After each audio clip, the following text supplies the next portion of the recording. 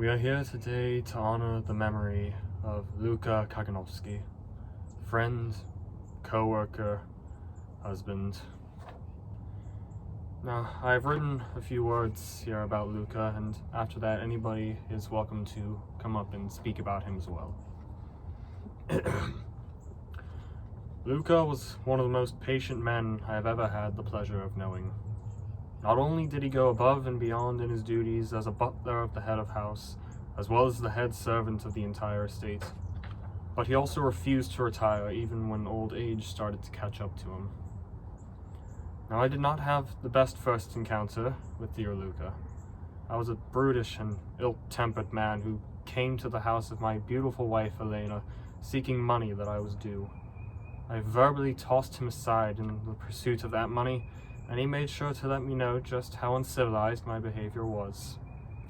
Looking back now, I wish I had come to their estate with any less stress, so that I would not have treated him so harshly.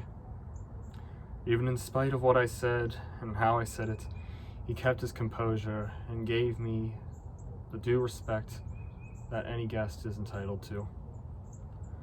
Luka has always shown a great care for the individual like that, regardless of who he was speaking to. His eyes and posture always showed undivided attention to the speaker, and every question or request was met with a prompt and proper response. His efficiency for time management was impeccable. Never a dull moment had in his life that he had not planned to have ahead of time. That time management skill was pushed to its limits in his position as head staff of the Smirnov estate, as he coordinated the many different workers to ensure that the property was properly maintained. He also saw personally to the preparation of accommodations for all visitors we had, from dusting the common areas to setting out snacks and tea. And if we knew the guest well, he would even be considerate enough to personalize the snacks and tea to the preference of that guest. He found contentment in his poetry, and we plan on submitting many of his works to the most prestigious institutions that will hear us out, as that is where they truly do belong. But Luka was not a perfect man, however. In a lot of ways, he was a pushover.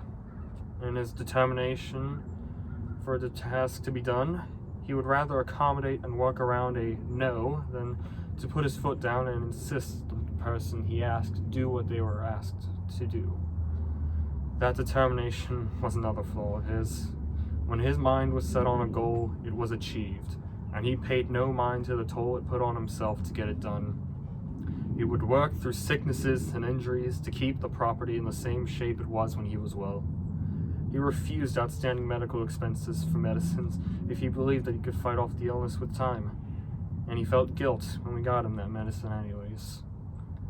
There has never been a more committed and considerate man that has ever walked this earth, and I hope with all my heart that he has found his wife in heaven now. Knowing him, he's probably looking down on all of us with guilt for the funeral even being held.